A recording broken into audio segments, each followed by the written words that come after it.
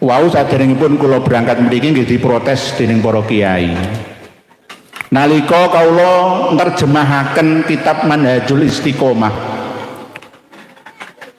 Fid Dini Bisalamah, karya dari Habib Usman bin Yahya, Mufti Batavia Belanda, yang menerangkan tentang perjuangan rakyat Indonesia, khususnya perjuangan rakyat Cilegon, Banten sana sampai rakyat Bekasi yang menentang penjajahan. Difatwakan oleh Habib Usman dengan fatwa perjuangan membela kemerdekaan tanah airnya itu adalah sebuah kesia-siaan, termasuk melakukan kesalahan dalam amalan hidup beragama dan bahkan hurur, ya, tertipu oleh ajaran jihad dalam Islam. Nah, ketika saya alihkan hurufnya, karena kitab Manhajul Istiqomah tidak banyak ulama-ulama kita yang punya. Banyak yang menyalahkan saya, oh bahasanya kok gitu ya, berlengkap sholawat ala ali wasobi lengkap. Nek sholawat busro gak lengkap, gak ono wa ala alihi. Nah, ngaten nggih. Niki tengen kula. Lah teng pundi-pundi kula nggih sampai akan kados ngeten niki supados napa? Sebab asbabul wurud, asbabun nuzulnya itu meragukan dari siapa. Katanya ijazah langsung dari Kanjeng Nabi kita melalui mimpi 3 malam berturut-turut yang akhirnya dipublikasikan secara besar-besaran mulai 7 tahun yang lalu. Bahkan di Harlah NU yang ke-100 di Sidoarjo itu langsung digemakan itu sholawat busra itu. Lah ini bagaimana? Oh kiai kok gak seneng sholawat? Ojo, sholawatku ya karu-karuan ya. Saya seneng sholawatan. Dibaan, mriki biasanya napa Bapak Ibu? Dibaan nggih, berjanjenan nggih, sarofil anaman wa azaban nggih, nadoman, sing penting ora simtudururan. Wah ini kiai aneh loh, karena saya punya kitabnya. Gus Fakih kemarin ke Madinah bertanya ke Sayyid Anas Al-Qutbi, ya, menceritakan tentang perilaku habaib Alawi yang ada di Indonesia. Sayyid Anas Al-Qutbi menangis, kok bisa gitu ya di Indonesia ya. Assalamualaikum warahmatullahi wabarakatuh. Alhamdulillah teman-temanku, semoga kalian sehat selalu, amin amin ya rabbal alamin. Alhamdulillah, jangan lelah dalam perjuangan ini, terus sadarkan saudara-saudara kita semuanya. Tanpa berpanjang lebar, langsung saja kita simak penjelasannya dulu. Campur-campur Surabayaan. Jadi saya ini sering ya dapat undangan untuk ngisi ceramah tausiah di Madura, tetapi saya belum siap. Gara-gara apa? Masih dalam kondisi tidak sepenuhnya aman. Ngeten niki nek kula mboten didampingi Banser PWI ya ora wani kula. Karena apa? Bahaya. Di Surabaya ini saya dapat incaran, ancaman. Tidak usah ngurusi nasabe habaib Alawi di Indonesia, diam saja. Ngoten ancamannya. Bukan berarti takut, nggak ada. Sistem pejuang takut itu nggak ada, cuma golek strategi. Bagaimana caranya supaya ibarat ngambil ikan itu airnya tidak keruh. Dan alhamdulillah mulai kami terima asalkan ceramah-ceramah yang tidak mengganggu jam kerja saya. Saya ngantor Bu, Pak, sedherek-sedherek. Kalau selain hari Sabtu Ahad dari libur luar kota yang jangkauannya lebih dari 2 jam saya nggak terima. Kalau di dalam kota Surabaya, Sidoarjo, Gresik bisa walaupun jam kerja. Sepulang dari kantor jam 5 saya bisa melayani undangan-undangan ceramah di mana-mana antara Surabaya, Gresik dan Sidoarjo. Bapak, Ibu dan saudara-saudari sekalian yang sangat-sangat kami muliakan, Tadi disampaikan oleh ketua panitia bahwa jangan kalian sangka bahwa orang yang meninggal dunia ya itu mati selamanya, tidak. Wala taqulu liman yuqtalu fi sabilillahi amwat bal ahya'u walakin la tash'urun. Di antaranya siapa Bapak Ibu? Mbah Buyut Sengari. Jenengan doakan, jenengan kirimi donga Yasin, tahlil, kalimah thayyibah kados wau. Beliau hidup lagi, tapi hidupnya di mana?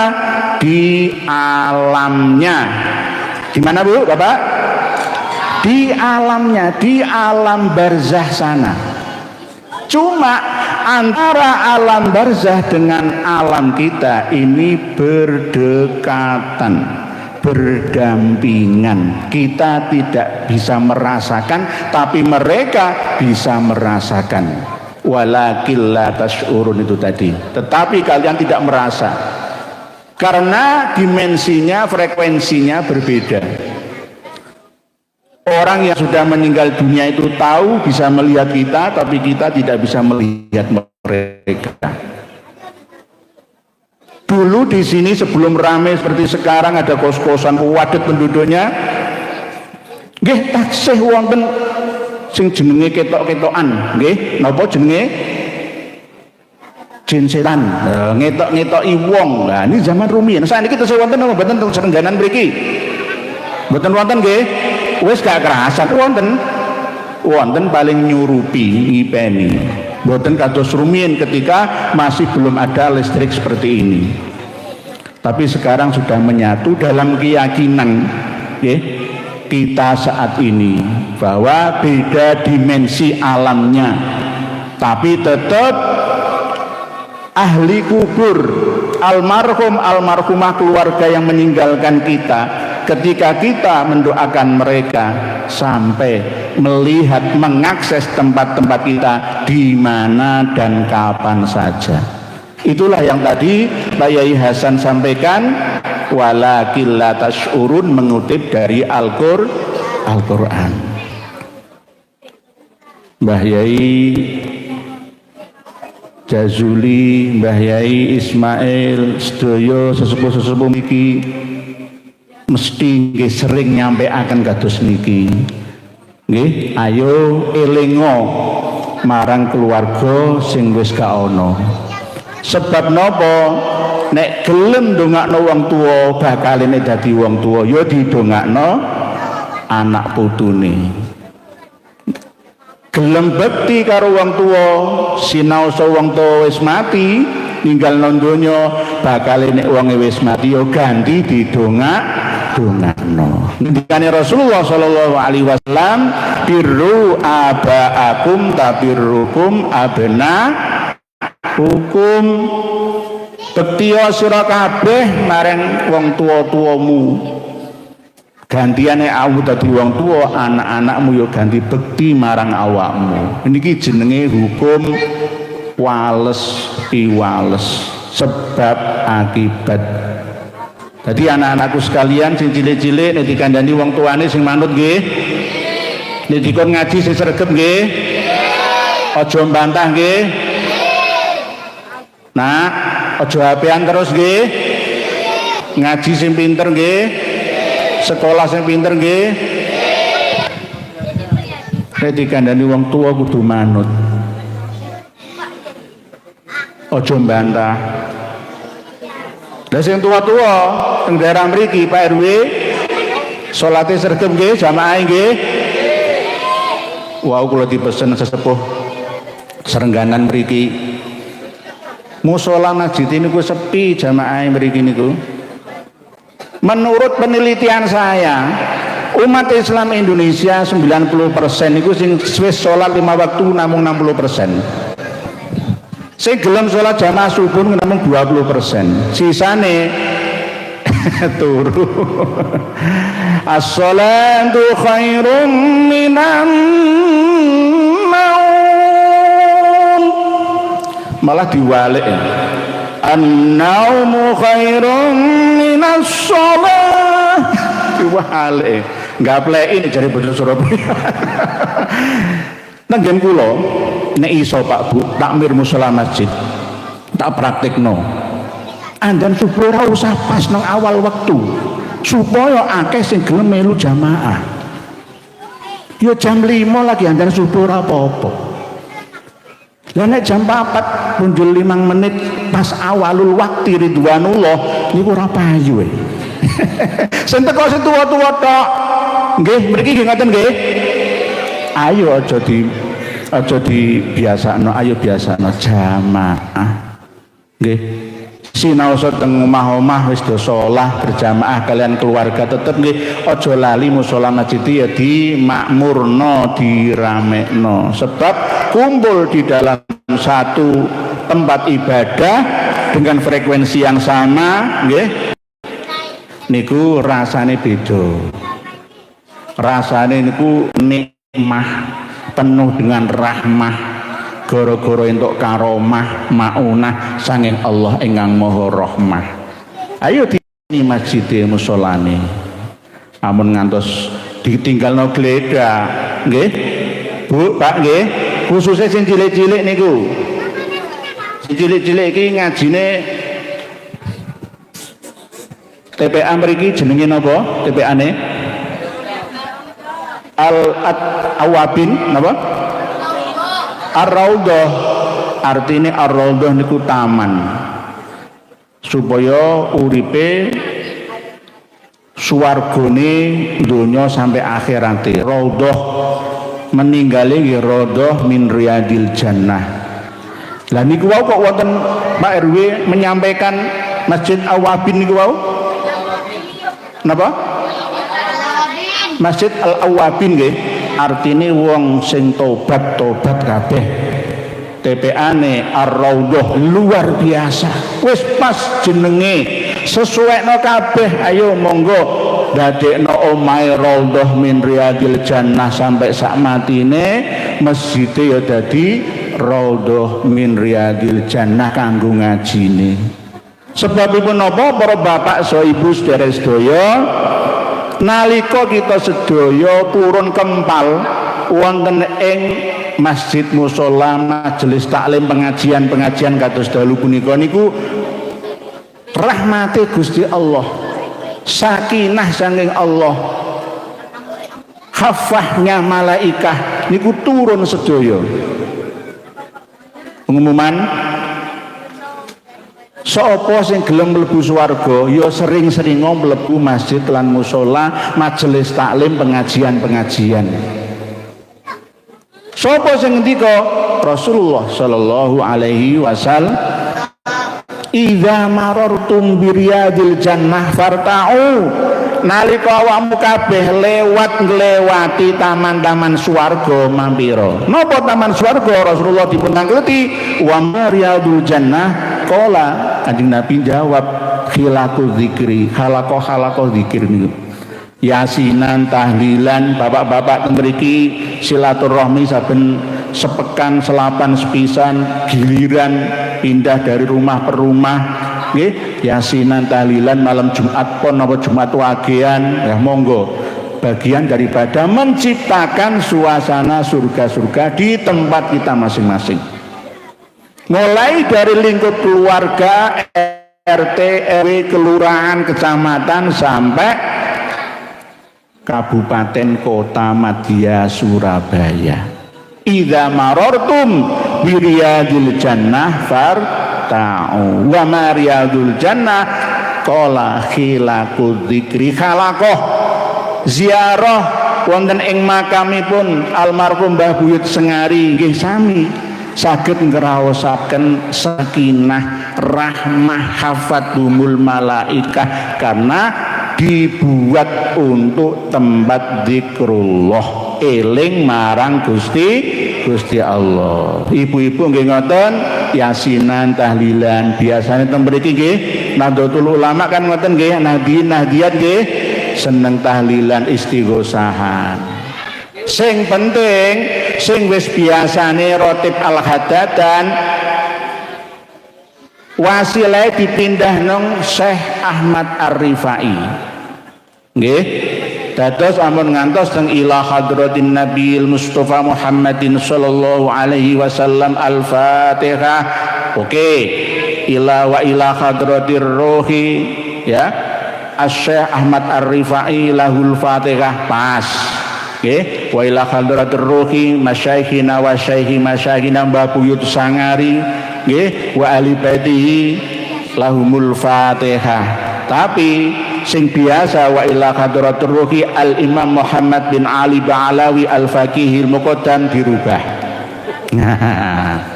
Wa ila hadratir ruhi Al Imam Abdullah bin Alwi Al Haddad dirubah teng Imam Ahmad Ar-Rifai.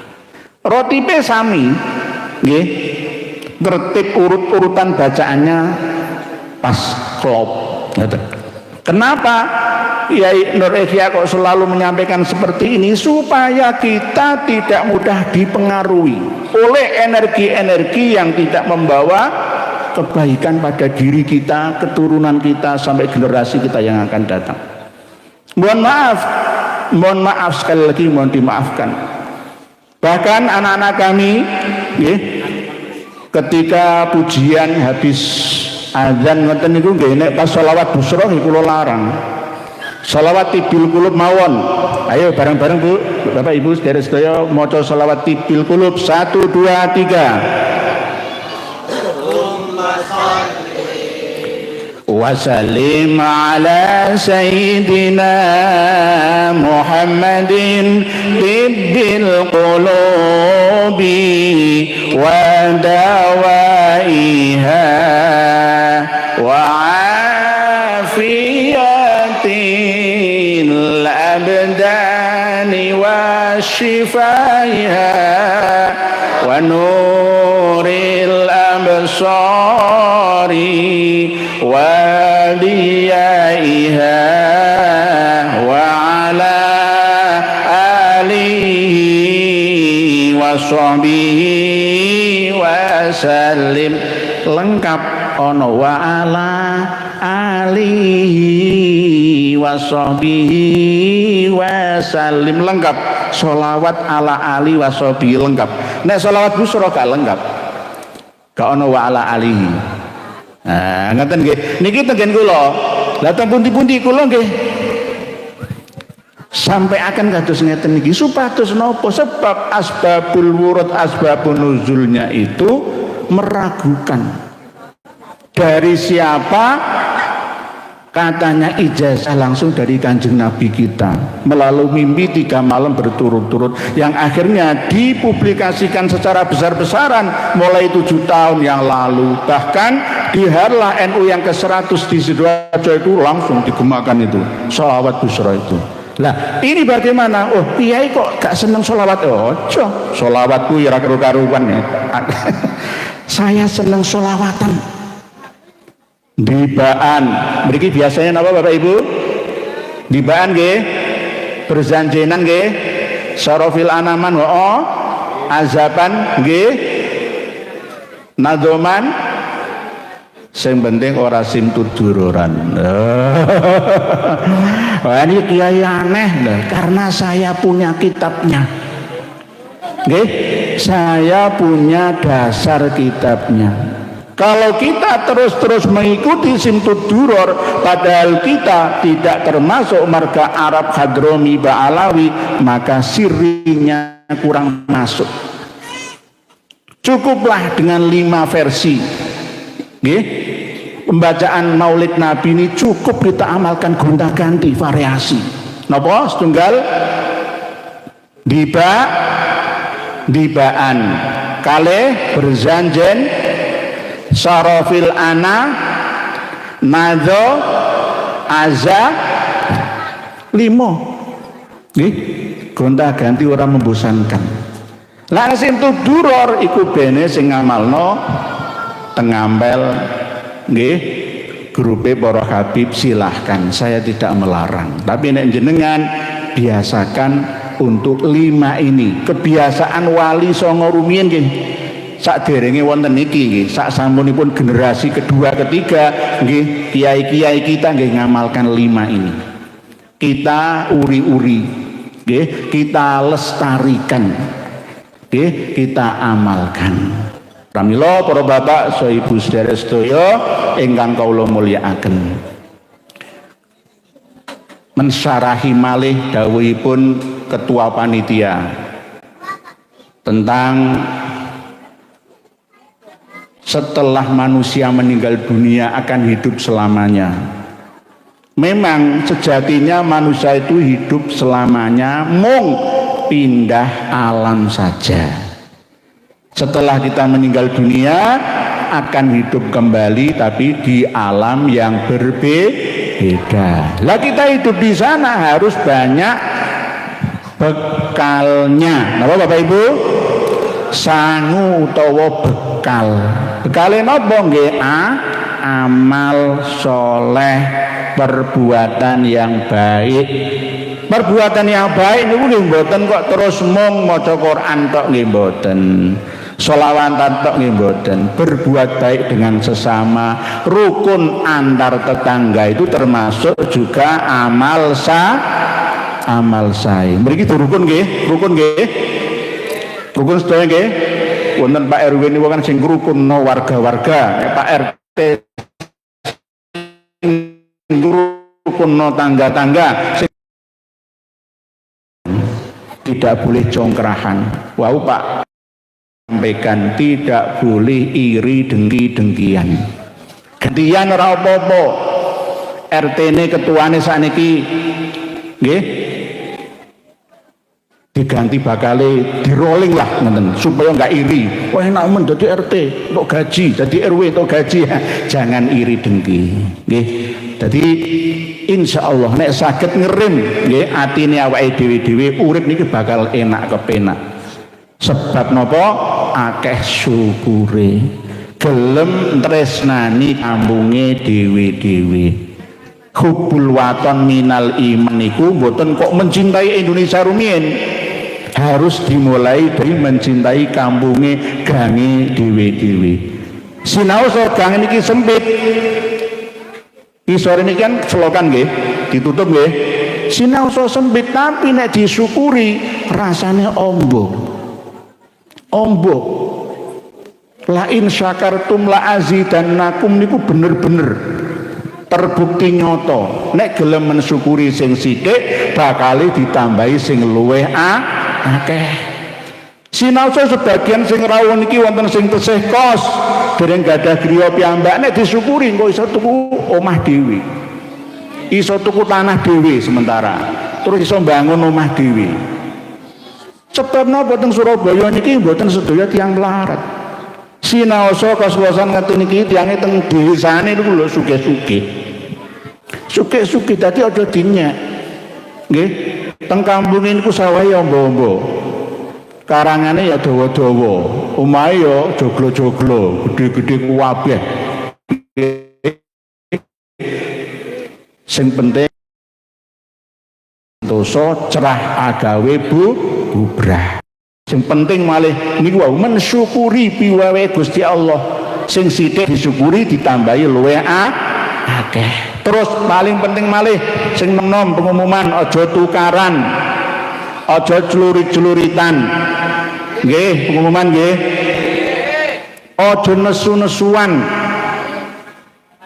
Dawuh Kanjeng Nabi kita Muhammad sallallahu alaihi wasallam wonten salah setunggiling tiyang jaler niku njaluk nasihat kalian Kanjeng Nabi. Pripun Kanjeng Nabi supaya kula niku dados ahli swarga? Jawabane Kanjeng Nabi napa? La taghdab. Napa Kanjeng Nabi?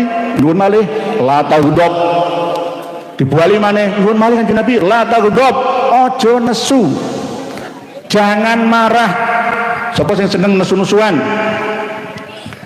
Siapa? Kok Umi? Jangan sering marah. Walakal jannah. Coba jenengan jajal dhewe, jarine lambene Kiai Nur Ihya. Nek gak cocok jenengan ibu-ibu mlebu omah mecucu. Tarik ke depan bibir ya. Alis temukan ke bawah. Coba jajal nih gak percaya. Mlebu omah merengut, bojo sampean mecucu nesu. Rasane omah panas napa adem? Panas. Oleh sebab itu kunci surga itu la taghdab, la taghdab, la taghdab, selain la ilaha illallah Muhammadur Rasulullah miftahul ditambah la taghdab, la taghdab, la taghdab. Aja nesuan. Pak Banser, Mas Banser ini biasanya kan dulu kesaktian. Magar Musar. Beat itu leres sing simu akhirnya ngingatan kisah saya ngeten iki. Beda nek preman. Nggih, nek preman niku duwe gaman niku nesuan. Biasane melaratan. Setuju nggih? Nggih, gak percaya we. Wong sing duwe pusaka akeh kejadukan kadigdayan mesti urip melarat. Sebab napa bondo donya iku gak gelem kumpul karo wong sing nesuan. Nek wong ngalahan iku bakal dicedhaki karo rahmatan. Ngoten lho nggih. Akeh kanca kawan-kawan lho ngoten. Setuju Pak nggih? Bapak sepuh sakit bertahan sampai sekarang ini gara-gara bukan sering nesuan. Nek nesuan mati disian. Kula niki mun 50 tahun tapi ya wis enom ngoten nggih. Gara-gara jarang nesu kula. Paling karo anak-anak nesu niku aja ngono tak kula paling. Betul nate kok muring-muring sampai mencucu tak tuare niki Bu, nggih. Nah, niku biasanya cepet matian niku. Gak umur panjang biasane. Nah, para mula nggih, lari-lari sing nem-nem niku ampun ngantos sering tukaran, geng-gengan nggih. Umuman niki kangge kita sedaya Bapak Ibu ku anfusakum wa ahlikum naro. Niru Mas Banser niki. Nggih, Mas Banser niki sekti-sekti mandraguna, tapi ya bisa mengendalikan emosinya. Nggih, ora terus murid yang wong ditantang-tantang. Biasane ngoten. Kula rumiyin ngoten, kula rumiyin nggih Banser kula. Kula malah bintang 9 niku. Jurus iso niber zaman dulu nggih, tak buai kabeh. Nggih. Masya Allah, ilmu kanuragan sembarang tak buai kabeh. Sampai kula niku tuh seling Pak Bu nggih, ilmu Brojo Musti niku. Ilmu napa? Ora kedas papak paluning pandi. Jati kumulut tanpa gawingan racik wesi sabuwono jabang jibing tanpa tandingan aji-ajiku sapu jagat kepuku kelasutan jagat kelambiku ontoku sumo sabuku sawresono pakwatanku pendowo limo otoku kawat balungku wesi sumsumku wojo. Rumiyin ngaten tak buai kabeh. Zamannya beda. Kalau zaman dulu pada waktu perjuangan mengusir Londo oke. Nggih, zaman rumiyin diperlukan. Zaman sakniki mboten. Beda zamane. Zaman rumiyin wong mboten sekti mandraguna mesti dhisik. Tidak ada orang nggih bisa bertahan sampai Mbah Buyut kita kalau dulu nggak sakti mandraguna. Karena apa? Zamannya pada waktu dibutuhkan. Apalagi kiai-kiai sedaya mesti hizib pun duwe. Sampai saat ini nggih hizib kula amalaken nggih. Isine donga nggih. Hizib yang duwe, amalan yang duwe, gaman yang duwe, sembarang kalian duwe kabeh. Jenengan tanglet adik-adik anak-anakku sekalian, takok no Mbah Buyut, nek ape turu, Mbah, cerita nono aku Mbah, ya. Dik. Mbah, ceritani aku Mbah, biyen nom-nomamu kaya apa Mbah? Jaluk ngono cerita, engko diceritani mbahe. Biyen nganu nak durung ana listrik, durung ana HP, durung ana WA. Lho engko diceritani ngono, takok mbah-mbahe, takok ibu-ibuke. Engko cek ngerti, nggih? Adik nggih? Nyuwun ngapunten nggih, ngajine iki campur-campur ana sing cilik, ana sing tuwa, ana sing enom. Nek gak disesuaikno niki mangke gak masuk e. Nggih, mohon maaf nggih, Pak ya. Pak Banser nggih. Subhanallah. Jadi zamane wis beda, ora padha karo zaman biyen. Wis saiki sing penting rukun, nggih. Aja nesuan, aja muring-muringan. Insyaallah bakal iso sugih. Bakal sugih. Ora ana preman iso sugih gak ana. Anane iso malaki wong liya. Oleh sebab itu kita harus bisa mengendalikan diri kita masing-masing. Di antaranya iso nggawa hawa adem kados dene Mbah Buyut Sengari kala rumiyin ketika ada kebakaran berkali-kali di sekitar tempat ini, daerah sini aman. Karena apa? Hawane adem. Udaranya ini beda. Udara yang keluar nggih, uap dari tanah sekitar sini itu adem hawane. Terus akhirnya udara ngusir hawa panase. Lah harus ditiru. Niki isyarat saking ingkang kita kholi dalu punika supados kita khususipun warga Srengganan RW 7 punika nggih nggawa hawa adem sedaya. Aja dhisikno muring-muringane. Nggih, Pak Ibu nggih, Mbah nggih. Sing sepuh-sepuh ampun muring-muring nggih. Nggo napa nek muring-muringan ngoten darah tinggi mati. Gak panjang umur. Orang medeni-medeni nggih, niki biasane, biasane. Terus niki pesen kula. Niki nembe mukadimah lho Pak Bu nggih. Nembe mukadimah niki ngajine sesuwe iki. Nggih. Termasuk ngaji sing judule napa? Judule tentang perjuangan. Perjuangan ini apa? Kalau dipun sampaikan dening Bapak Ketua Panitia, perjuangan leluhur kita dalam membela bangsa dan negara, khususnya Hadratus Syekh Kyai Haji Hasyim Asy'ari, sampai Pak Yai Wahab Hasbullah niku gawe lagu jenenge Hubul Waton Minal Iman. Padahal janjane niku mboten wonten hadise. Ya lal waton hubul waton minal iman itu betul-betul hadis. Tapi karena ijtihad beliaunya diambilkan dari asyukru minal iman. Napa? Asyukru minal iman. Di dalam kitab syarah Syu'abul Iman, kitab Tuqomi Utugian niku wonten dawuh bahwa iman iku ana 70 luwih ya 77-an. Di antaranya adalah ana an-nazufatu minal iman, ana tolabul ilmi minal iman, ana birrul walidain minal iman. Tapi ora ana sing jenenge hubul waton minal iman mboten wonten. Niku masuk dalam kategori asyukru minal gelem nyukuri diwenehi kaya iki iso urip nang niki ya disyukuri. Urip matine awake dhewe nggih teng iki disyukuri. Masuk dalam kategori hubul waton minal iman. Dimulai dari keluarga kita sendiri, lalu ke lingkup RT, RW, lurah, camat, sampai se-Indonesia. Iki wau mas-mas niki jamiah hadroh nggih. Ya, hadroh niki. Langsung mulih apa ngenteni niki rampung. Nggih. Nah niki perjuangan gini iki. Macem-macem jurusan nggih. Nanging namung dadi siji tujuane.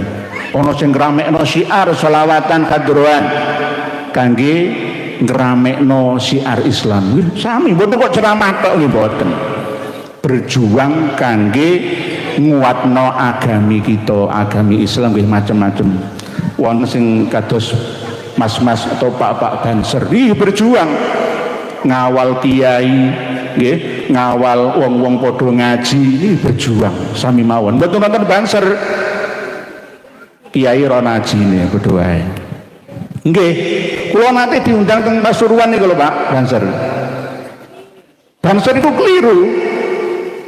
Sing dikawal malah wong liya, aku ditinggal ya. Hati kula niku keleleran, gak ngajine. Masya Allah, piye iki? Dadi kula niku aku ki nang ndi ya? Teng Pasuruan, teng Pasrepan kula niku. Bansere salah. Lah dikawal malah supir kula malah mlayu wae. Hati kula niku keleleran. Jadi banser itu gunanya wakeh. Sami kalian pengawal presiden pengawal menteri, pengawal gubernur, bupati, wali kota niku presiden coba nek gak dikawal karo pas pampres, ayo ana jine apa enggak? Ya ora ono. Gak ono. Rumiyin Pak Jokowi nalika tesih dadi presiden coba lak mulya nggih, terhormat nggih, gara-gara apa? Ana pas pampres. Saiki lak ya biasa, ya kan? Ganti Pak Prabowo. Nah, kiai nggih ngoten sami, ora ana sing ngawal ya ora ana ajine. Oleh sebab itu inilah kebersamaan kita. Kembali ke masalah syukur nggih, gara-gara niku wau do metu niku lho sing tukang nabuh niku lho. Akhire katut kebahas malah nggih. Perjuangan macam-macam jurusane nanging namung dadi siji tujuane. Para bapak saha ibu sedherek sedaya ingkang rawuh ingkang kula mulyakaken, kembali ke rasa syukur. Dulu kehidupan Hadratus Syekh Kiai Haji Hasyim Asy'ari, Pak Yai Wahkaf Hasbullah, Romo Yai Bisri Sansuri tidak seenak kita saat ini. Kita ini paling enak, nggih. Rumiyin niku zaman perjuangan Soro. Nggih ora ana AC belum ditemukan. Mobil dereng wonten sampai saniki sing apik-apik, empuk-empuk, nyaman-nyaman niku mboten wonten. Begitu juga minum-minuman kados ngeten niku kok enak men. Zaman penjajah niku ceramah niku diawas-awasi karo londo kok. Nggih. Perjuangan para kiai rumiyin, para pahlawan itu betul besar. Di antaranya nggih Mbah Sengari niki Pak insyaallah dalam membabat alas daerah Serengganan mriki. Oleh sebab itu kita harus mau mensyukuri. Matur suwun, terima kasih. Nggih, matur sakalangkung dhateng Gusti Allah ingkang Maha Suci. Supados nikmat niki dipun tambahi. La in syakartum, napa Bu, Bapak? La dan nakum. Sebaliknya wala in kafartum inna adzabi lasyadid. Nek isih nelongso ngresula terus ya uripe delalai ya sesuai kalau keyakinane dewi-dewi. Wong urip kok ngene terus ya ora ana perubahan blas. Biasane ibu-ibu niku kurang syukure, Bu, nggih. Kono gara-gara kurang syukure ngene niku. Nek kadung nesu karo bojone iku diundat-undat kabeh. Nah, melalui ngaji dalu punika ampun nggih dipreni. Dibelanjani sedina 100.000 alhamdulillah. Dibelanjani sedina 50.000 alhamdulillah. Dibelanjani sedina 20.000 ya alhamdulillah. Ora dibelanjani ya alhamdulillah. Ya bener ya ngoten niku. Sebab napa garwan jenengan tesih kelumpuk-kelumpuk. Nggih, mangane apa bae sanane anane uyah ya dipangan. Oh jenenge disyukuri kok. Disyukuri kabeh niku enak nikmah. Sebab napa menyadari nek bojoku iki mang kadang-kadang kerjane nang pasar loak, kerjane nang pasar gembong, kerjane dadi blante misalkan, yo rezekine kan yo kadang rame, kadang sepi, kadang ora entuk rezeki. Nek bojo jenengan syukuri apa sing dipiwe wae insyaallah malah bojo jenenganku semangat. Akhire sedina duwe pindho 200.000 ditambeli berikutnya. Kadang wonten sing dipun paringi blonjo bulanan sebab gajiane setiap bulan. Ana sing minggu, ana sing hari. Disyukuri kabeh lah. Disyukuri kabeh. Insyaallah enak kepenak nikmat. Nggih, insyaallah ngoten. Sebab kuncine keluarga niku saking panjenengan ibu-ibu. Bapak-bapak niki nomor 2 manut. Nggih, manut nek ibu-ibu, istri-istri sholihah sedaya insyaallah bapak-bapak niku wis bungah manai lahiriah sampai batiniah ini ku mesti.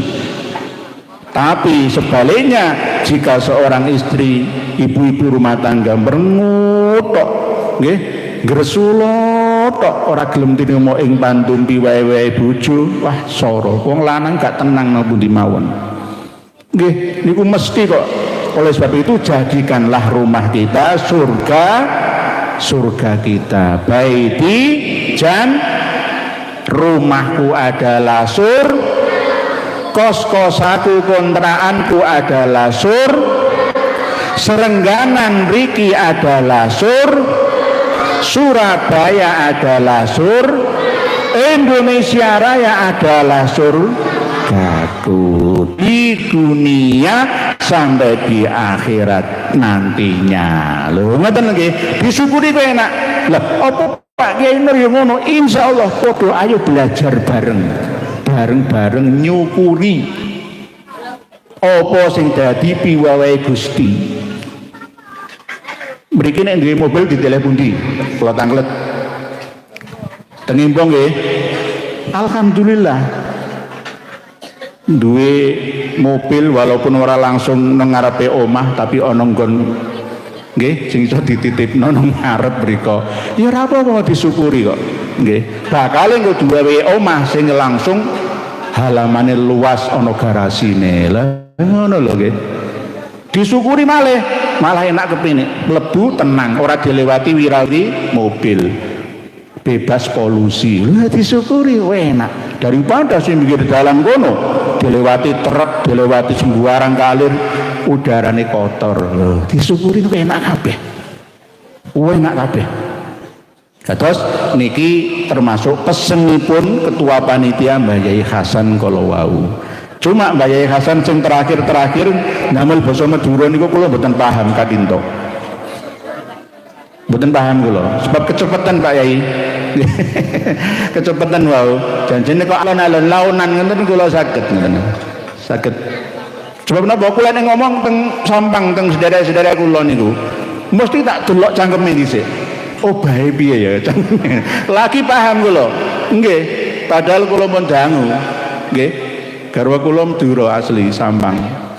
Tapi kula mboten saged basa Madura lucu kok. Kadang-kadang kula niku nek teng Madura niku kaku nggih.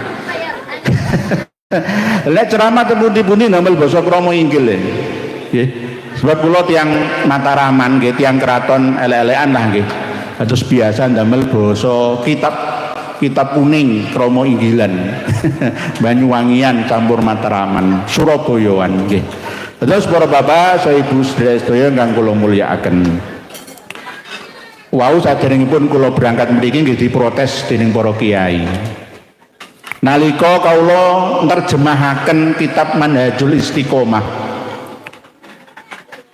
Fid Dini Bis Salamah karya dari Habib Usman bin Yahya Mufti Batavia Belanda yang menerangkan tentang perjuangan rakyat Indonesia, khususnya perjuangan rakyat Cilegon, Banten sana sampai rakyat Bekasi yang menentang penjajahan. Difatwakan oleh Habib Usman dengan fatwa perjuangan membela kemerdekaan tanah airnya itu adalah sebuah kesia-siaan, termasuk melakukan kesalahan dalam amalan hidup beragama dan bahkan hurur ya, tertipu oleh ajaran jihad dalam Islam. Nah, ketika saya alihkan hurufnya, karena kitab Manhajul Istiqomah tidak banyak ulama-ulama kita yang punya. Banyak yang menyalahkan saya, oh bahasanya kok gitu ya, berarti ya itu bahasanya kuno ya. Oh enggak, memang kitab Manhajul Istiqomah itu bahasanya bahasa Melayu. Saya terjemahkan apa adanya, bukan terjemahkan, alih hurufnya saja. Hurufnya pegon, bahasanya Melayu. Melayu tahun 1800-an Masehi. Pak Yai Ismail gadah kitab Manhajul Istiqomah? Betul gadah nggih? Lah, jarang wonten sing gadah.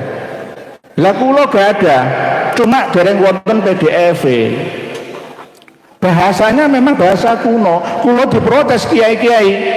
Berarti kiai kurang canggih. Enggak. Etika ilmiah ketika menerjemah atau menyalin satu kitab itu harus sesuai dengan kondisi aslinya. Tidak boleh merubahnya. Kalau mau merubahnya itu cukup ditambahi footnote, catatan kaki di bawahnya. Nah, saya mengalih fungsikan hurufnya dari huruf Arab ke huruf Latin itu ya apa adanya. Ini etika ilmiah yang saya terapkan. Tapi banyak yang belum memahaminya, yang akhirnya menyalahkan saya. Ya inilah namanya orang ya. Kita harus sabar ngemong. Orang yang belum ngerti supaya bisa ngerti kupiye carane kudu bisa ngomong. Jadi kita sikapi dengan marah-marahan nesu-nesuan, ya melayu kabeh. Nggih. Melayu kabeh. Wong sing janjane kepengin ngerti akhirnya gak gelem golek pengertian. Akhirnya wis mbah sing penting ini, aku nderek iki, nderek iku, nderek pak iki, pak iku lah. Akhirnya begitu. Jadi sering nggih Bapak Ibu saudara sedaya kula menerjemah kitab-kitab yang berbahasa Arab, kitab sejarah, kitab nasab, bahkan bahasa-bahasa Melayu kuno, bahasa campuran Italia ya dengan Arab, saya terjemah. Tapi banyak yang belum mengerti yang akhirnya menvonis salah, ya tetap saya terima. Karena saya mengikuti dawuh Kanjeng Nabi bahwa la taghdab walakal jannah.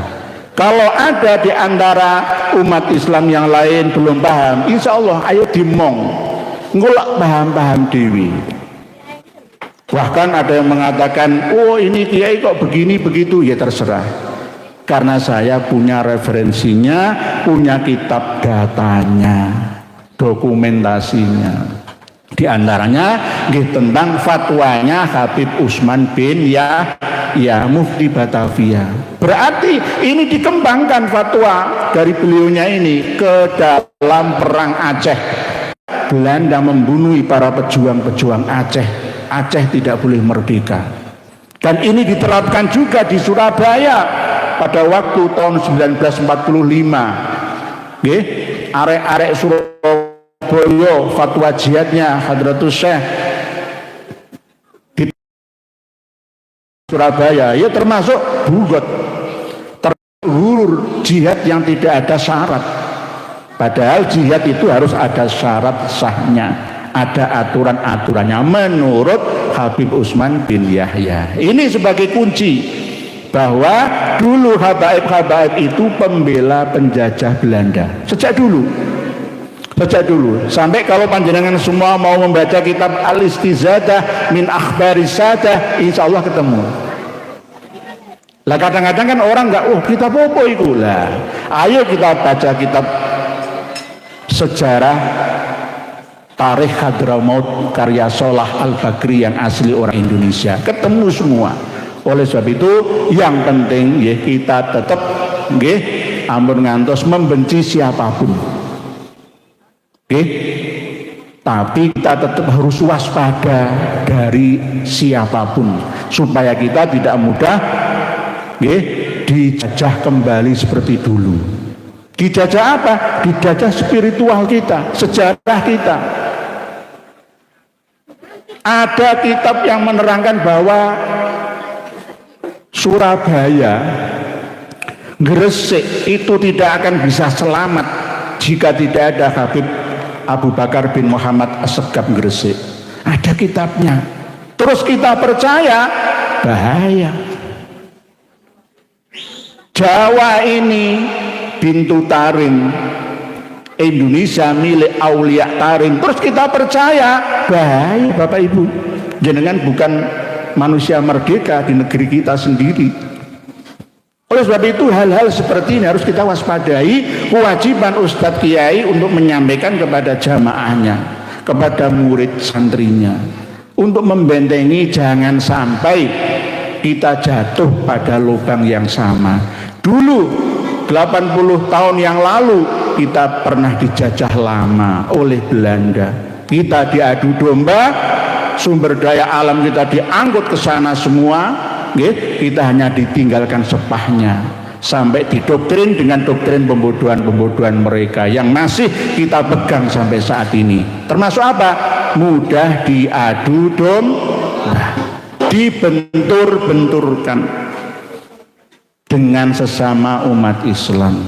Niki sing penting, ayo bersatu. Kalau ada masalah yang berbeda, kita duduk bersama. Mana datamu, mana dasarmu, mana hujahmu, mana dalilmu. Ayo ketemu bareng, ngaji bersama. Ngono lho nggih, cocok nggih?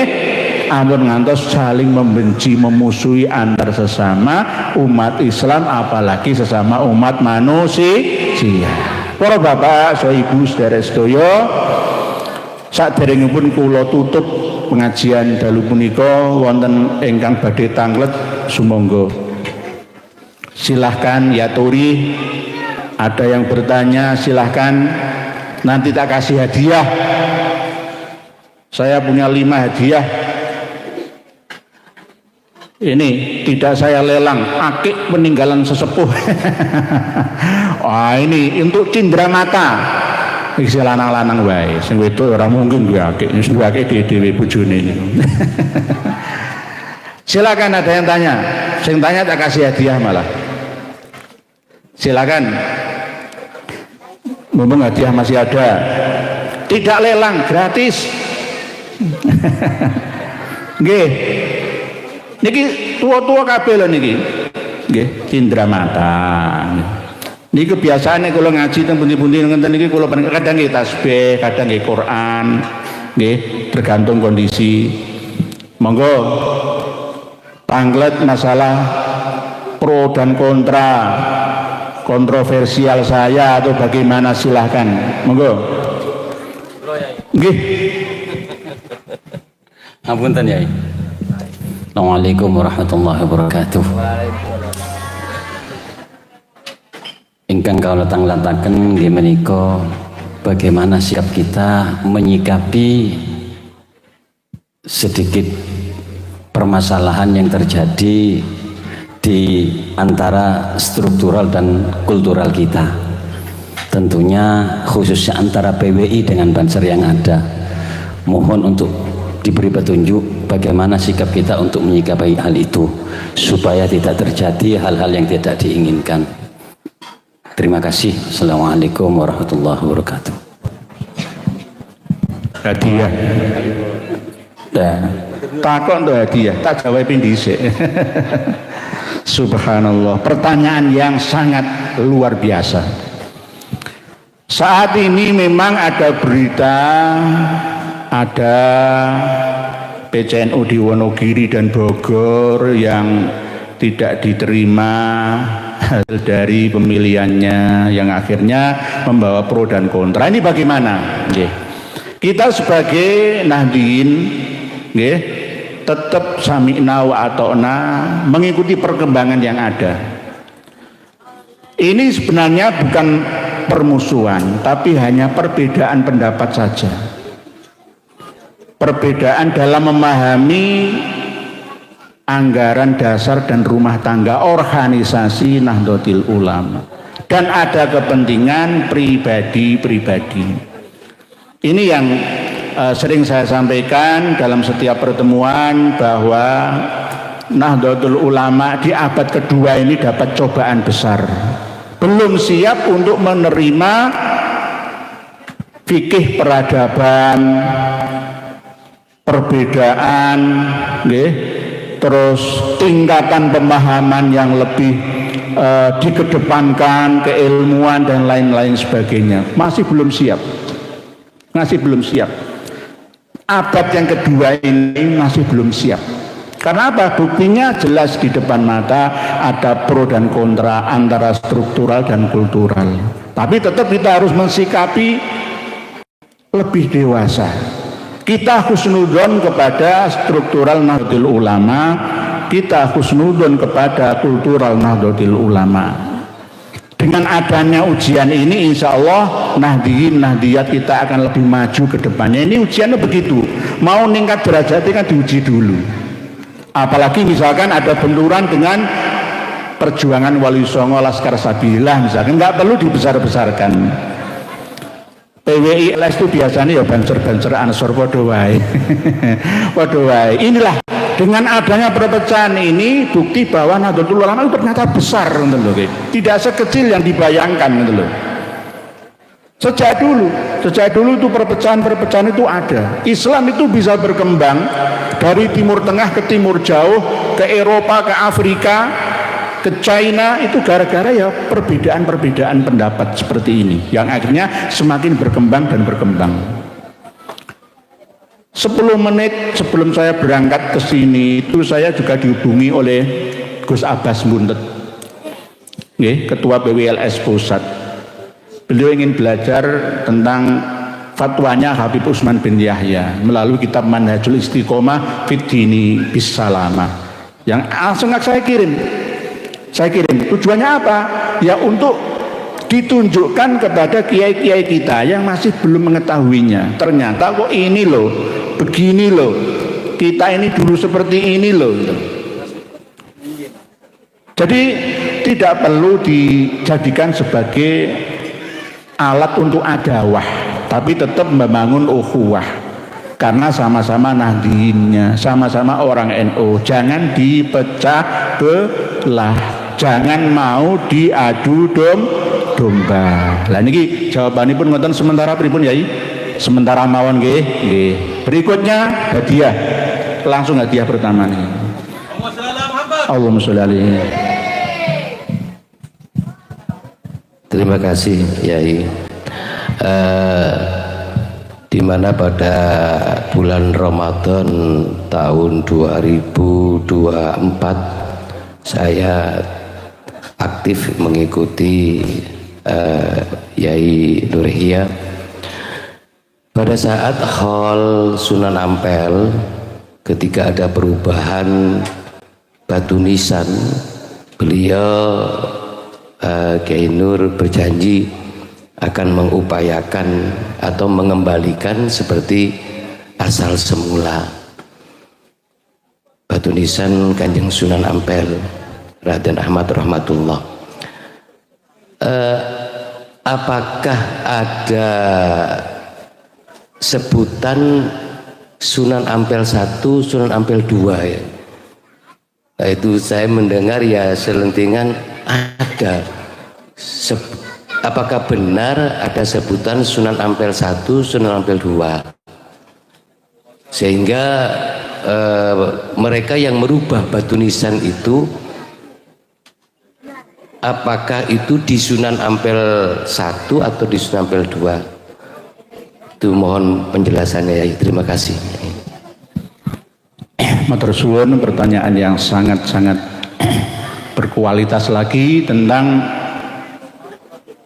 nisan Mbah Said Ali rahmatullah Sunan Ampel.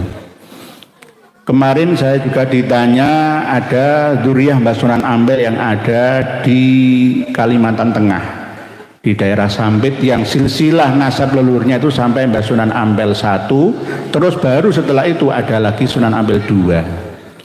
Tetapi saya hitung generasinya cuma 26, nggak masuk.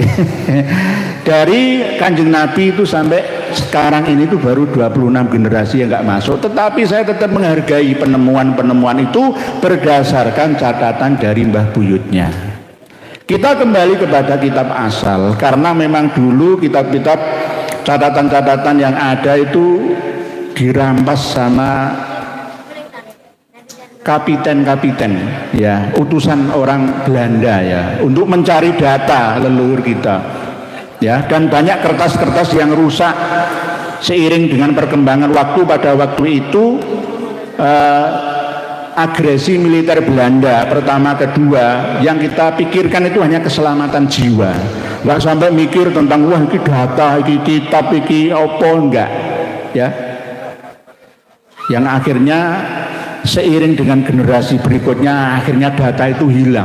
Tetapi kami juga menyimpan sebagiannya, bahwa antara Mbah Sunan Ampel 1, 2 itu sama seperti Mbah Sunan Giri.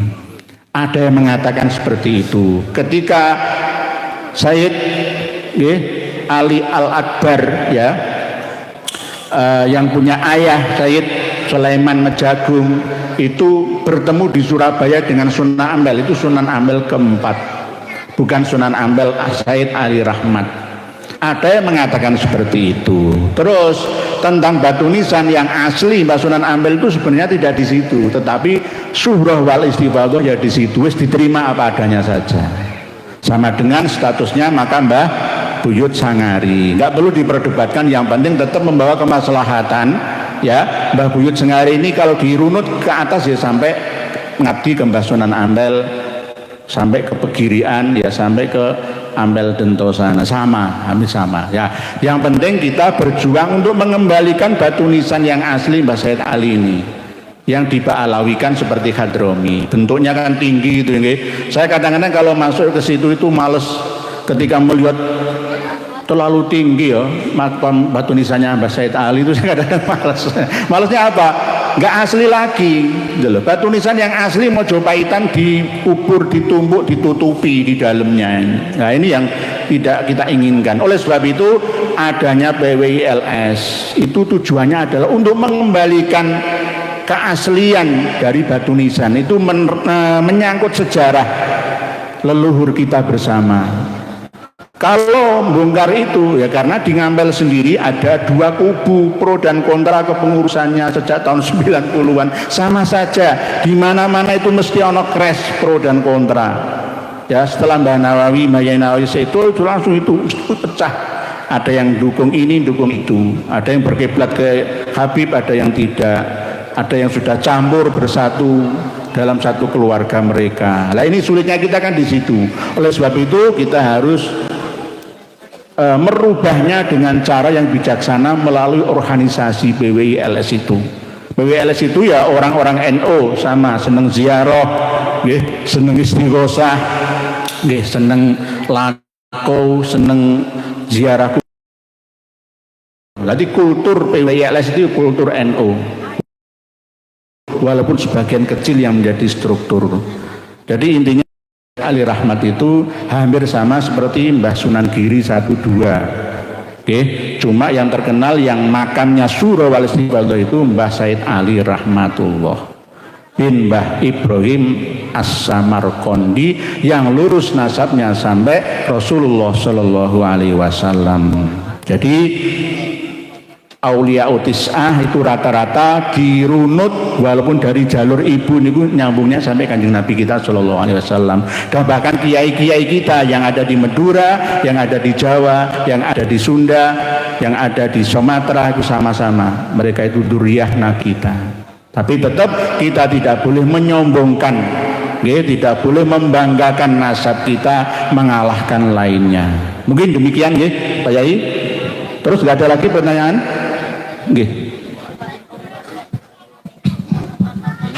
Terima kasih. Saya menemukan riwayat hadis yang menyatakan bahwa orang berpuasa itu oleh Allah nantinya akan diberi dua sayap, yang langsung begitu bangkit dari alam kubur langsung masuk surga. Itu hadis itu saya temukan di kitab Durratun Nasihin. Tapi dalam Al-Quran Allah menyatakan wa iminkum illa wariduha. Allah berfirman bahwa manusia itu pasti melalui proses untuk masuk ke terminal akhir surga atau neraka, mahsyar, persidangan atau mizan, dan juga jembatan. Sedangkan di hadis itu tidak ada cerita itu, langsung diberi dua sayap, terbang, tak tahunya sudah ada di dalam. Ada cerita seperti itu. Bagaimana untuk mengkompromikan keduanya itu, Yai? Terima kasih. Matur suwun.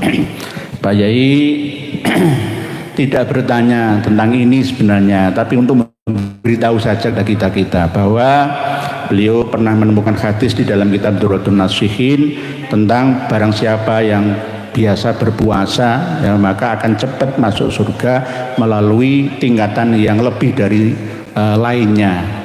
Kalau di dalam hadis qudsinya itu ya as-saumuli wa ana ajzibih itu. Jadi tidak hanya puasa Ramadan saja yang akan Allah balas, itu tergantung Allah, tergantung seberapa kuat dan hebat puasa itu.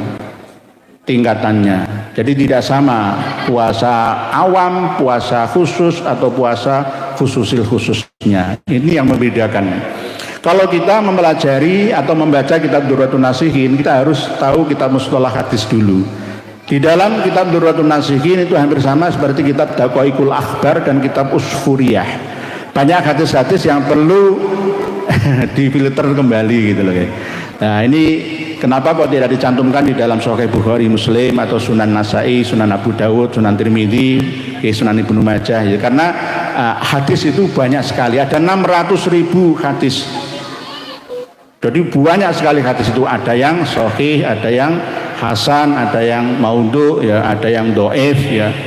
Ada yang marfu, ada yang ghairul marfu dan lain sebagainya. Itu kita harus belajar lagi. Tidak boleh kita makan mentah walaupun itu berasal dari kitab hadis Durratun Nasihin. Nah, kalau diambil kesimpulan kitab Durratun Nasihin yang Pak Yai sampaikan itu berarti kemungkinan itu adalah proses orang masuk surga, surga dunia dan akhiratnya, yang menghantarkan dia bisa berbahagia dengan cepat. Gara-gara puasanya itu dia bisa menahan amarahnya, la taghdab walakal jannahnya itu. Lalu akan dikabulkan hajat-hajatnya sesuai dengan niatnya. Mungkin poso hajat apa selain dari puasa Asyura 5 hari nantinya yang akan datang ya, poso Syuro tanggal 10 atau puasa Arafah kemarinnya atau puasa-puasa hajat Senin Kamis lainnya, tergantung itu Pak Yai. Jadi tidak serta-merta masuk surga yang berproses seperti harus mati dulu baru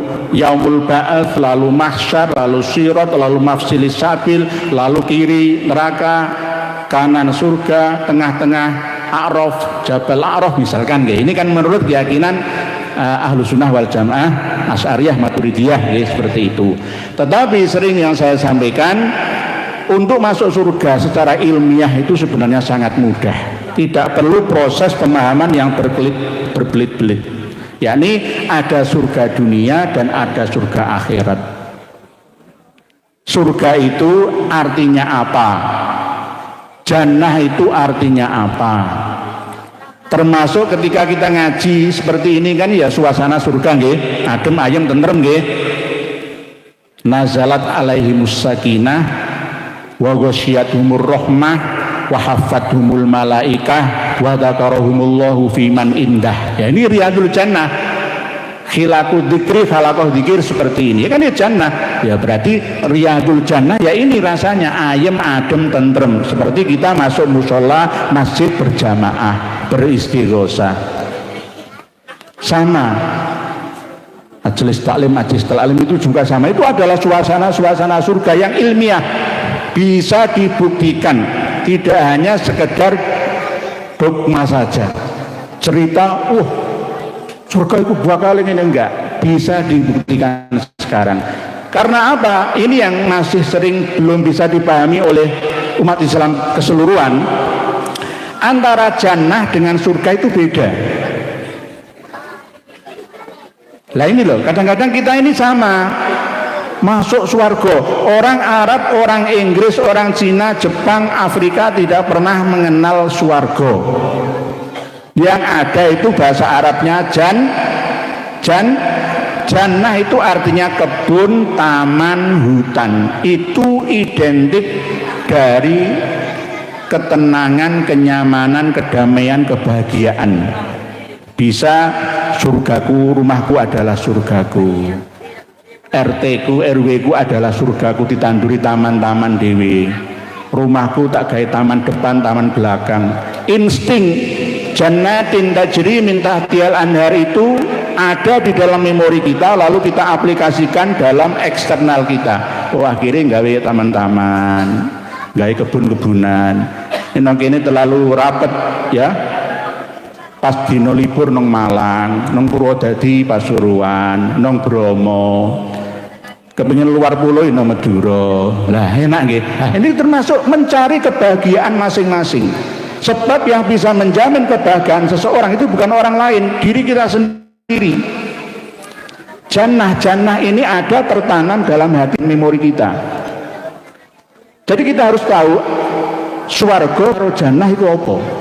Wong sak donya sing nganggo basa swarga kuwi wong Nuswantara. Ada 12 bahasa swarga sing tertulis nang relief Candi Borobudur, Muntilan, Magelang. Nggak ada dimanapun juga yang namanya swarga itu nggak ada, kecuali di Indonesia, di Nusantara. Nah, di situ adalah bukti bahwa baldatun thayyibatun warabun ghafur itu benar-benar terbukti di negara kita ini. Tadi yang disampaikan oleh Pak Yai Hasan, Ketua Panitia, kita jadikan negara kita baldatun thayyibatun warabun ghafur. Ini sudah terjadi di sini. Surga-surga kita itu. Dan sering saya sampaikan juga pada waktu di Masjid Rahmat Kembang Kuning ya, bahwa kalau kita ingin mencari surga, kebahagiaan kita, ayo coba kita pelajari bersama hadis Nabi kita. Sungai 4 ini, Sehun, Jehun, Furat, Nil, kullum min anharil jannah.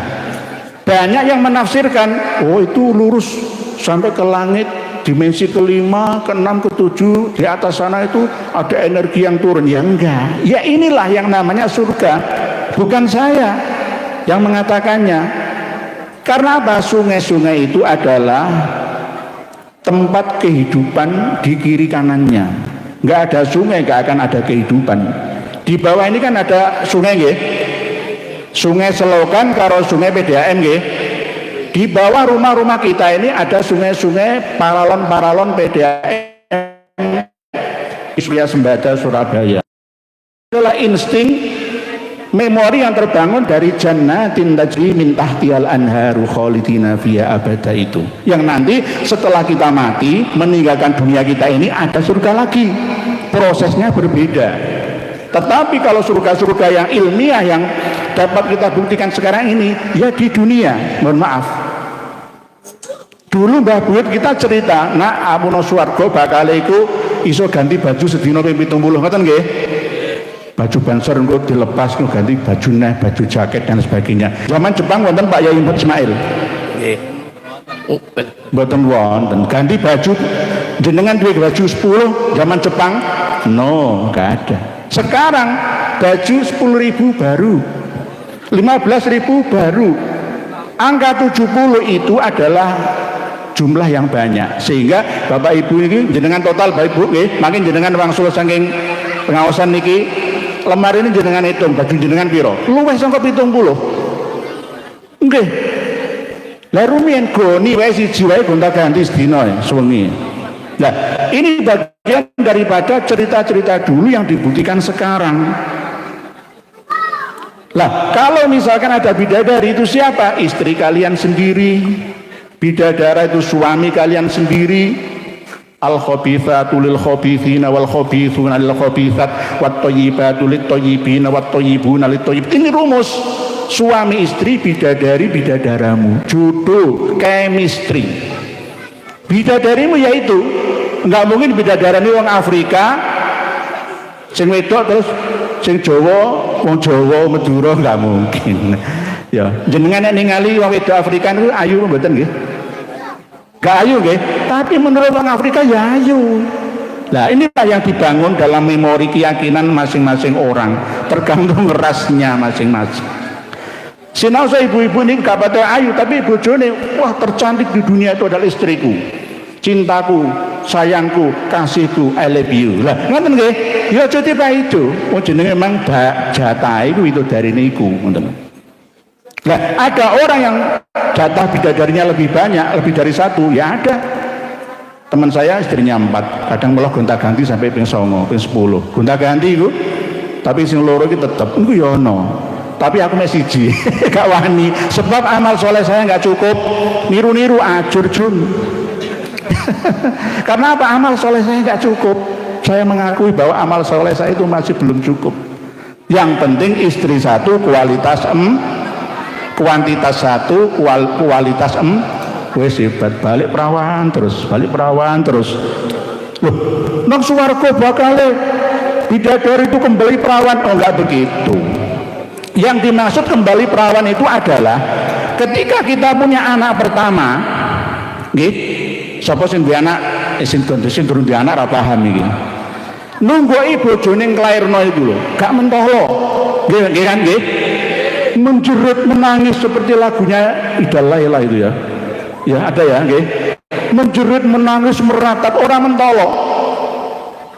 Tiba-tiba setelah nifasnya selesai, jenengan mentolo gauli maneh. Ini gara-gara apa? Memorinya dihapus oleh Allah, yang ada adalah syahwah. Kembali wah, ngono lho nggih. Selain itu ada obat-obatan tertentu untuk mengembalikan keperawanan seperti jamu Madura. Oke, istri saya Madura, jamuan terus, Pak. Nggih, empot-empot atau apa itu. Nggih. Nah, niku ngoten lho maksude. Tadi saya dimaksud kembali perawan seandainya nggih kita diingatkan oleh Allah dalam memori kita anak pertama, nggak mungkin kita punya anak yang kedua dan ketiga. Saya anaknya sampai 6, anak saya itu 6, lali sing pertama itu. Padahal nunggu bojo kula niku dioperasi sesar niku lagi mentolo aku ya kadang-kadang. Tak pikir-pikir ora masuk akal ya. Kok iso ndek anak 6 lho, kula sampai heran iki. Lah inilah rahmati Gusti Allah, menungso dipun paringi sifat lali. Lali niku rahmati Gusti Allah. Bukan berarti lali kan malah elek. Oh, lali ku malah kadang-kadang rahmati Gusti Allah. Nggih kok ora situ gawe nggih niku lho Pak Bro nggih. Jenengan eling kotore nggih ya Allah ra situ lah wis kasito. Nggih, apa meneh ibu-ibu nggih ditinggal mati bojone, gulu gemak. Wah, demi Allah gak bakal nikah maneh. Alah pret. Nah ini setahun ya nikah maneh. Suami-suami yang ngono ditinggal mati bojone demi Allah dek sehidup semati pret. Dihapus ingatan itu oleh Allah. Nah inilah yang namanya kembali perawan, kembali gadis. Di dalam Al-Quran itu ada keterangan di dalam surat Al-Waqiah nggih, inna ansha'nahu insha'an. Sak temeni widodari ku didadekno langsung sekejap. Ngoten nggih. Tetapi pemahaman kita mufasirnya sekejap itu muncul makling nang ngarep ngono kaya apa? Kayak kuntilanak ngono ya. Ora. Sekejap apa masih wis nikah? Dereng nggih. Dereng nggih. Engko nek ketemu bojomu kan gak weruh nggih sapa nggih? Durung nggih. Bakale jodohmu iku ketemune wis gedhe, wis perawan. Kowe ora cilike, kok gak weruh. Iku jenenge insaan. Nggih, tiba-tiba nggih nalika isih cilik semene diramut malaikate bapak ibune. Tiba-tiba wis ranum, manis, nggih, punel ya. Ya, kamu makan, ya, kamu sunting, kamu beristri. Lah iki jeneng insaan. Tiba-tiba rohmu langsung dewasa kaya ngono. Padahal wong tuane entek ngeramut mulai cilik entek ngawasi lho sampai ora turu. Lah niki jeneng insaan. Jadi nek manane Quran iku kudune aja serampangan, ngoten lho. Jadi kudune ngendi duweni ilmu ulumut tafsir, ulumul Quran ngoten. Jadi ini bagian daripada swarga sing Pak Yai sampai akhir. Nanti swarga sing ilmiah itu memang ada di planet bumi di saat kita hidup sekarang ini. Sampai-sampai jin malaikat itu kepengin dadi menungso, gara-gara swarga iku memang diwehno kanggo menungso sing gelem. Kullu ummati yadkhuluna al-jannah illa man aba. Kanjeng Nabi dawuh, semua umatku iki masuk surga kecuali sing gak gelem. Sing gak gelem sapa? Ya awake dhewe iki kadang-kadang gak gelem. Dikasih swarga coba menungso nang ndi wae. Ana kewan apa disembelih halal, dipangan iwak laut pira jenise iku halal. Ora usah dilarang. Ngerokok halal aja dilarang. Penggudang garam bisa produksi wae kok. Jadi rokok halal, ojo dilarang. Nggih. Karena itu bagian daripada nikmat surga. Relaksasi, ya. Nikotinnya itu membuat umat manusia merasa rileks hidupnya, akhirnya panjang umurnya. Betul nggih. Jadi ojo dilarang. Sithik-sithik kalau mau larang, sithik mbok larang ojo. Sing penting ana dasar filtere syariate, iki gak oleh, iki oleh. Nah, ini bagian daripada surga-surga itu. Jenengan nikmati mawon. Jadi betul sang ngrumakno wali aku pengen jalan-jalan nang mall lho, ora perlu nggo duit, ora apa-apa ndelok-ndelok tok. Sepenting seneng, nggih, sepenting seneng. Seneng eling Gusti Allah, nggih. Lah karaoke halal apa mboten? Hah? Halal nggih. Sepenting karaoke karo keluargane dhewe. Nyanyi musik haram napa mboten? Nek syariat iku haram, nek dipasno lho nggih. Tapi jenengan dipuji wong Arab. Wong Arab yo saiki tambah nemen. Wong Indonesia iku luwih Arab daripada wong Arab saiki. Jadi seneng-seneng karaoke karo keluarga dhewe apa-apa sih gak oleh iku karaoke karo minum-minuman keras nang panggonan kumpul karo ghairul mahrami. Lah niku lho sing haram. Ora lho jarene public relation, bahasane kan marketing and public relation. Lah karaoke gak apa-apa. Orang bahagia, jangan dilarang. Nggih, Roma Irama yo nyanyi. Ayo, sapa sing gak nyanyi? Enggak apa-apa, walaupun saya bukan musikus ya, tetapi saya tidak melarang orang menyanyi karena itu bagian daripada kebahagiaan yang Allah turunkan melalui hormon-hormon dopamin ya, testosteron ya, endorfin yang ada di dalam setiap manusia itu berbeda-beda. Ini Pak Bencer ada yang bertanya, silakan hadiahnya. Oke. Oke. Oh niki wonten nanya. Niki tanya. Nggih. Ah niku sik nggih monggo. Mati. Ampun, lanun yai. Assalamualaikum warahmatullahi wabarakatuh. Perkenalkan, saya termasuk santrinya Kiai Muhammad Ismail Batu Putih. Mohon maaf yai. Saya bertanya tentang penjelasan pembacaan Rotibul Haddad yang menerangkan tentang Yai mengatakan nggak boleh, bukan nggak boleh, maaf Yai, apa dikhususkan itu bukan kepada Habib Sayyid Muhammad Ali Ba'alabawi, tapi dikhususkan kepada Syekh Muhammad Rifai. Mohon dijelaskan Yai. Sekian, terima kasih. Assalamualaikum warahmatullahi wabarakatuh. Nggih, matur nuwun Yai. Amit Pak Yai Fail nggih, nuwun pangapunten. Saya tidak pernah melarang, la ikraha fiddin. Dalam agama saja tidak ada larang melarang, asalkan sudah jelas qad tabayyana rusdu minal ghayy. Lah, masalah kenapa saya melarang Rotib Al-Haddad ini? Karena saya punya kitab Tasbitul Fuad ya, kitab-kitab karya yang disandarkan kepada Habib Abdullah bin Alwi Al-Haddad. Di antaranya adalah ada kesalahan-kesalahan fatal dalam tinjauan syariat, hakikat, tarekat dan makrifatnya. Habib Abdullah bin Alwi Al-Haddad itu usia 4 tahun sudah buta matanya, tidak bisa melihat apa-apa. Lalu banyak orang menyandarkan karya-karyanya kepada beliaunya. Sama dengan yang sering saya sampaikan, ketika Gus Dur meninggal dunia, baru ada yang namanya syair tanpa waton. Sebelumnya kan nggak ada, dan itu disandarkan kepada nama besarnya Kiai Haji Abdurrahman Wahid. Akhirnya terkenal. Masjid Rahmat Kembang Kuning Surabaya dipancar setiap sebelum sholat. Ngawiti ingsun, seakan-akan suara Gus Dur, padahal bukan. Itu suaranya Gus Nizam As-Sofa dari Sidoarjo, pengasuh pada pesantren Ahlus Sofa wal Wafa. Tapi kebanyakan umat Islam khususnya Nahdiyat mengenalnya itu Gus Dur. Kan ngono nggih Bu nggih? Bu. Saya biasanya diseteli Gus Dur nggih. Mboten. Lah sama dengan ini loh nggih. Banyak kitab Risalatul Muawanah ya. Kitab Nasoihud Diniyah karya Habib Abdullah bin Alwi Al-Haddad belum tentu benar. Wah, beliau tidak bisa menulis tidak bisa melihat. Yang ada itu majmu' kalam Habib Abdullah bin Alwi Al-Haddad yang dituliskan oleh anaknya atau santri pengikutnya, penggemarnya. Nah, ini rawan penyelewengan, penyusupan, sama seperti Gus Dur tadi. Ya, ini aja 90% banyak yang meyakini Gus Dur, padahal bukan. Itu Gus Nizam.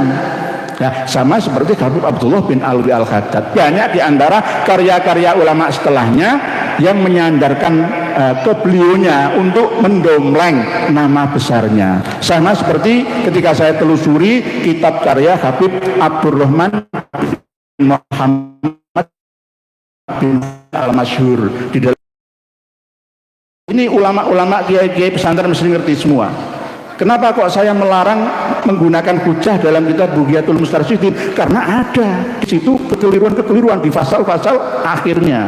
Di awal normal, di tengah cukup normal, di akhir mulai nyeleweng. Dan kita tidak sadar.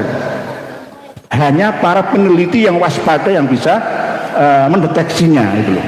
Sama seperti tentang Rotib Al-Haddad, kenapa saya larang untuk tawasulnya ke Imam Muhammad bin Ali Al-Faqihil Muqaddam, karena Al-Faqihil Muqaddam itu sendiri adalah tokoh sufi yang aslinya itu adalah murid ya, mengikuti torekohnya Abu Madian. Torekohnya itu Madianiyah aslinya dari Andalusia, tetapi akhirnya mendirikan torekoh sendiri, torekoh Ba'alawi. Nah, torekoh Ba'alawi itu banyak yang menyimpang, banyak diwarnai oleh aliran-aliran Syi'i Imami. Begitu juga Syiah yang Gulatiyah, Syiah yang campuran Koromito, Ismailiyah, ya, Bahaiyah dan lain sebagainya. Yang akhirnya biasanya mereka itu aneh-aneh, ya, aneh-aneh. Terus banyak yang melanggar syariat itu nggak apa-apa karena orang khusus. Jadi ngelakuin itu, saya kurang apa-apa. Misalkan aku ikut turunnya Kanjeng Nabi, nggih. Aku zino, aku mateni wong, aku kelakuan dosa apa iku oleh kan khusus aku turun Kanjeng Nabi. Apa oleh kaya ngene kuwi? Enggak boleh. Semua sama di mata Allah Ta'ala dalam hal melaksanakan hukum perintah dan larangannya. Jadi rubahlah ke Syekh Muhammad Ar-Rifai, karena di situ memang saya membaca dan punya kitab asli karya dari Syekh Muhammad Ar-Rifai yang memang rotibnya itu ya sama. Ada syairnya Syekh Abdurrahman Ad-Daibai yang dirampas juga oleh Habib Abdullah bin Alwi Al-Haddad yang saya temukan dalam 3 kitab, ya, kitab Majmu' Kalam Al-Habib Abdullah bin Alwi Al-Haddad, ya. Terus kitab-kitab 2 yang lainnya dikarang oleh ulama dari Kalimantan Selatan sana. Berarti nahnu jiranum bidzal harami sampai wasafinulin najati idza sampai ahlul baitil mustafa turihum amanul ardi fatakiri. Itu karya dari Habib Abdullah bin Alwi Al-Haddad. Percaya jenengan? Mboten. Tetapi diakui, ada kitabnya yang mengakui bahwa ini karya nazom syair dari Habib Abdullah bin Alwi Al-Haddad. Nah, inilah yang membuat rancuh, ya, dalam pemahaman. Kita tidak boleh serta-merta los tanpa harus memeriksa dulu sumbernya. Sama seperti kitab Bughiyatul Mustarsyidin, sama seperti Rotib Al-Haddad, sama seperti Wirdul Latif, ya, sama seperti Rotib Al-Atos, Rotib Abud. Setiap marga Ba'alawi itu memiliki rotib masing-masing. Silahkan kalau mereka sendiri yang mau mengamalkan. Kalau umat Islam Nusantara nggak perlu, cukup kembali ke ajaran Wali Songo, ya, yo yasinan tahlilan istighosahan, ya, waqiahan tambah ar-rahmanan, ya, atau kegiatan-kegiatan keagamaan lainnya.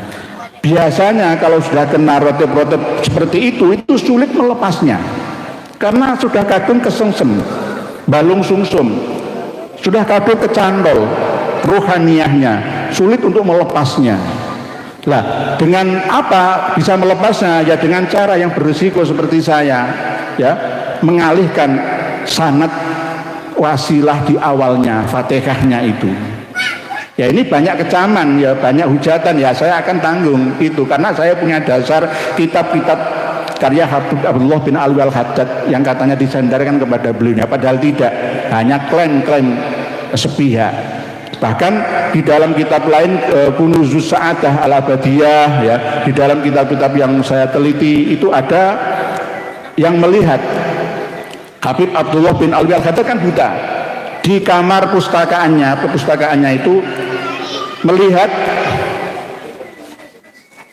di sekeliling Habib Abdullah bin Alwi Al-Haddad itu pena itu berjalan sendiri, terbang ini. terus menulis sendiri. Berarti kitab itu ngarang sopo? Jin dah emang. Bukan karya dari Habib Abdullah bin Alwi Al-Haddad sendiri.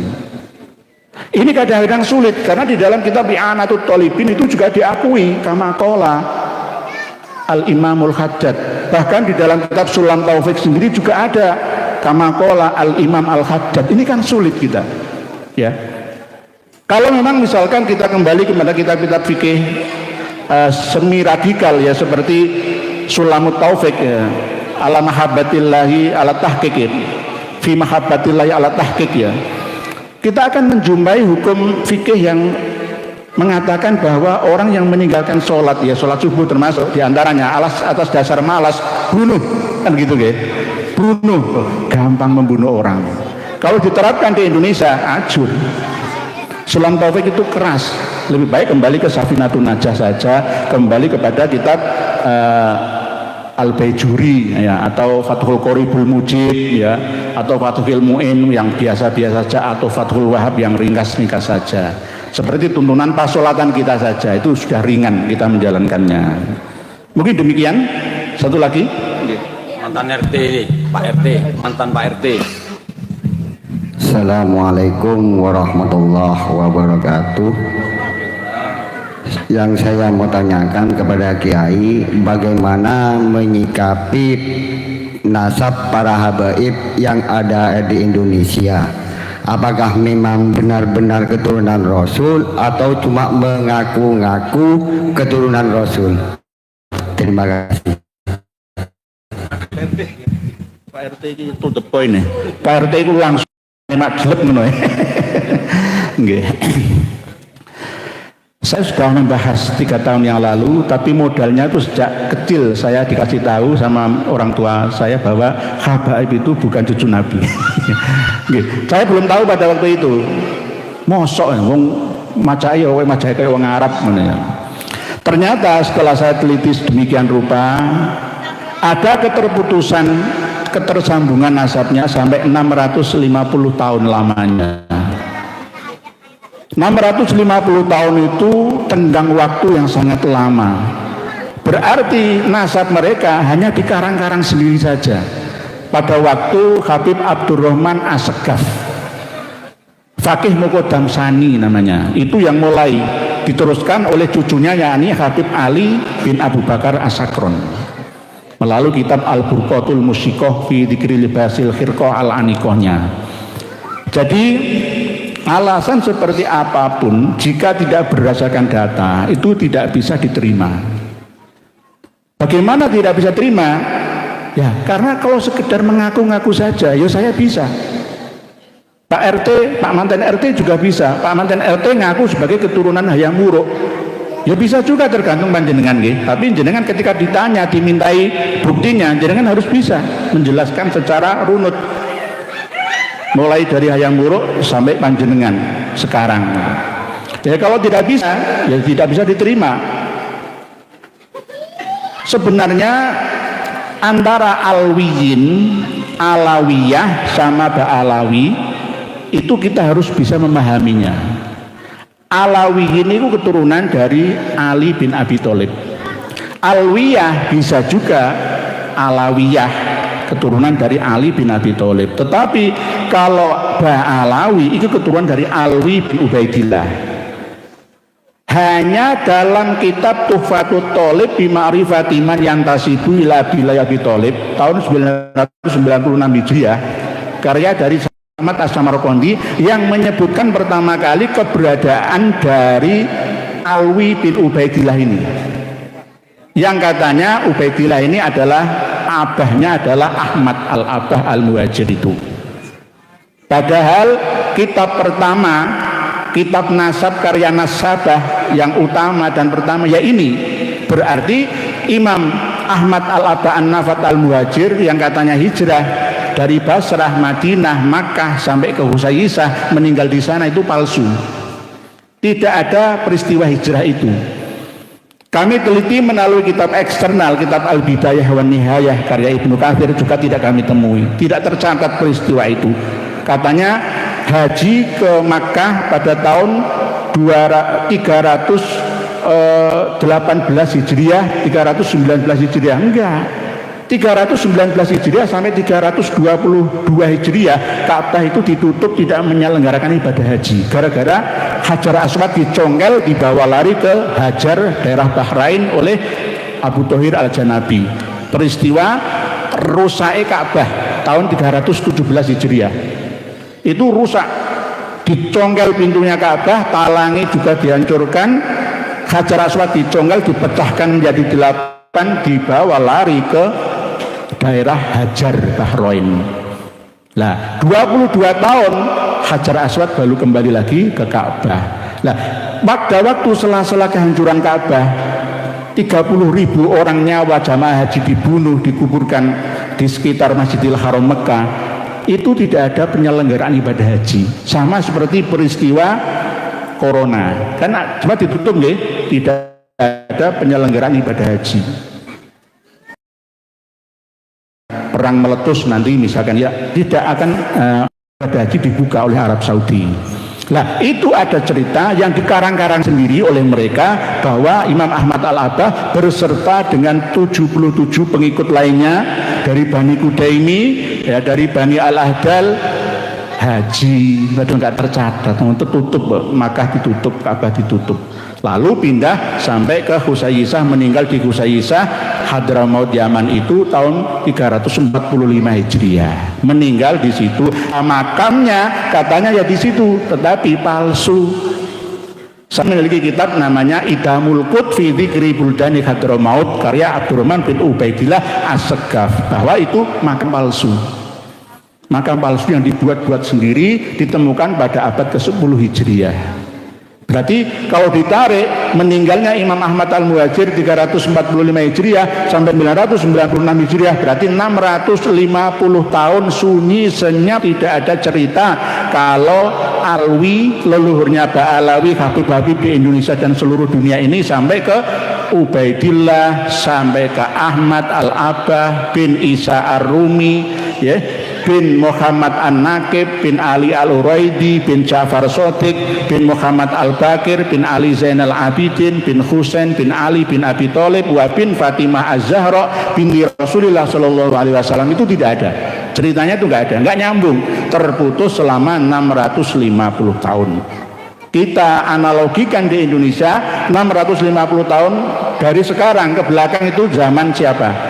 Buatlah zaman lebih lagi, Singosari kemungkinan, nggih, ya antara itulah, nggih. Mojopahit berdiri tahun 1292 Masehi, ya. Majapahit Raden Wijaya pertama mungkin, nggih, sampai sekarang hitung 650 tahun. Tiba-tiba tak karang-karang diwi, tak tandol-tandol diwi, nasabu nyambung karo Kanjeng Nabi kita Muhammad Shallallahu Alaihi Wasallam. Yang akhirnya ini menjadi fitnah besar.